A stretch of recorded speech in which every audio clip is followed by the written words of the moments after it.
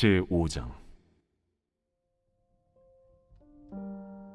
예수께서 그리스도이심을 믿는 자마다 하나님께로부터 난 자니 또한 낳으신 이를 사랑하는 자마다 그에게서 난 자를 사랑하느니라. 우리가 하나님을 사랑하고 그의 계명들을 지킬 때에 이로써 우리가 하나님의 자녀를 사랑하는 줄을 아느니라. 하나님을 사랑하는 것은 이것이니 우리가 그의 계명들을 지키는 것이라. 그의 계명들은 무거운 것이 아니로다. 무릇 하나님께로부터 난 자마다 세상을 이기느니라. 세상을 이기는 승리는 이것이니 우리의 믿음이니라. 예수께서 하나님의 아들이심을 믿는 자가 아니면 세상을 이기는 자가 누구냐? 이는 물과 피로 임하신 이시니 곧 예수 그리스도시라. 물로만 아니요 물과 피로 임하셨고 증언하는 이는 성령이시니 성령은 진리니라. 증언하는 이가 셋이니 성령과 물과 피라. 또한 이 셋은 합하여 하나이니라. 만일 우리가 사람들의 증언을 받을진대 하나님의 증거는 더욱 크도다. 하나님의 증거는 이것이니 그의 아들에 대하여 증언하신 것이니라. 하나님의 아들을 믿는 자는 자기 안에 증거가 있고 하나님을 믿지 아니하는 자는 하나님을 거짓말하는 자로 만드나니 이는 하나님께서 그 아들에 대하여 증언하신 증거를 믿지 아니하였습니다. 또 증거는 이것이니 하나님이 우리에게 영생을 주신 것과 이 생명이 그의 아들 안에 있는 그것이니라. 아들이 있는 자에게는 생명이 있고 하나님의 아들이 없는 자에게는 생명이 없느니라. 이번 한 주간도 하나님과 동행하시면서 큰 은혜와 평강을 누리시기를 주님 이름으로 간절히 축복합니다. 여러분은 예수님을 누구라고 고백하십니까? 우리 기독교에서 예수님을 어떻게 고백하는 것이 정확하게 고백하는 것이 되는가 하면 예수는 참 하나님이시고 참 사람이시다. 그리고 죄가 없으신 구원자라고 하는 고백입니다. 그러니까 예수님은 참 하나님이시면서 참 사람이시다. 사도 요한은 이것을 어떤 식으로 표현을 했는가 하면 예수님은 물과 피를 거쳐서 오신 분이시다. 이렇게 표현을 했습니다. 6절에 보시면 이는 물과 피로 임하신 이시니 물로만 아니요 물과 피로 임하셨고, 예수님이 물로 오셨다는 말은 예수님이 세례를 받으셨다는 뜻입니다. 요한에게 예수님이 세례를 받으셨지 않습니까? 여러분, 하나님이 무슨 세례를 받습니까? 죄가 있는 사람이나 세례를 받는 것이지, 그 말은 예수님은 하나님이시지만 완전한 사람이 되셨다는 것을 말씀하는 것입니다. 사람이 되셔야 되는 이유는 그래야 우리 모두의 죄를 짊어지고 죽을 수 있는 존재가 되는 것입니다.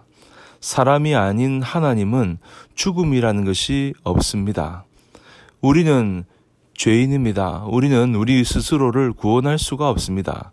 그래서 하나님이 우리를 구원하시려고 사람이 되셨습니다. 하나님이 사람이 되셨다는 것을 물로 나셨다고 그렇게 표현한 것입니다. 그러나 요한 사도는 예수님이 또 물로만 난 것이 아니요 피로 나셨다고 말씀합니다. 이것은 예수님이 실제로 십자가에 죽으셨다는 것입니다. 예수님은 정확하게 죽으셨고 피 흘려 죽으셨다는 것입니다. 그렇기 때문에 우리는 모든 죄가 사해졌습니다. 그 말씀을 사도 요한이 하고 있습니다. 이 말씀을 믿는 사람이 예수가 그리스도인 것을 믿는 것입니다. 그러면서 요한 사도는 또 한 가지 증거 하나를 말씀하고 있습니다. 그것이 바로 성령 하나님의 증언입니다. 그래서 예수가 그리스도라는 증거가 세 개라는 것입니다. 성령님과 물과 피라는 것이죠. 7절, 8절 말씀입니다. 증언하는 이가 셋이니 성령과 물과 피라.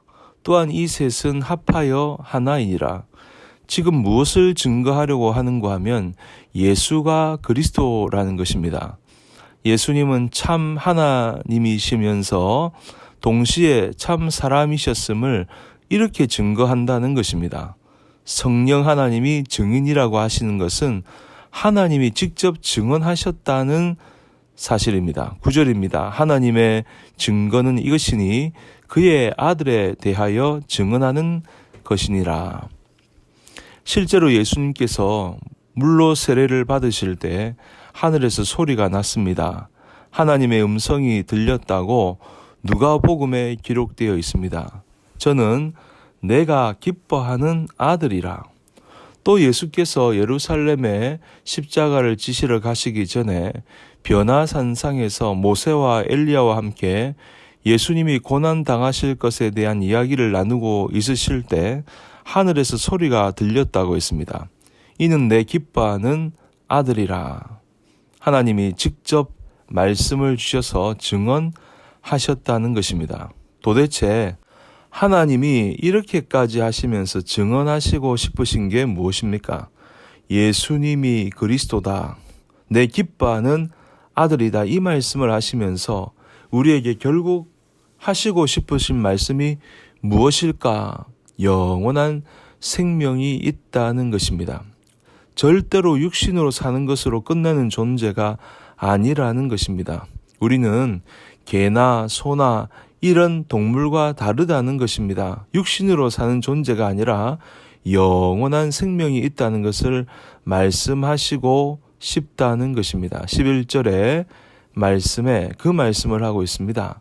하나님이 말씀하고 싶으신 것이 절대로 육신의 생명이 전부가 아니라는 것이고 우리에게는 영원한 생명이 영생이 있다는 것입니다.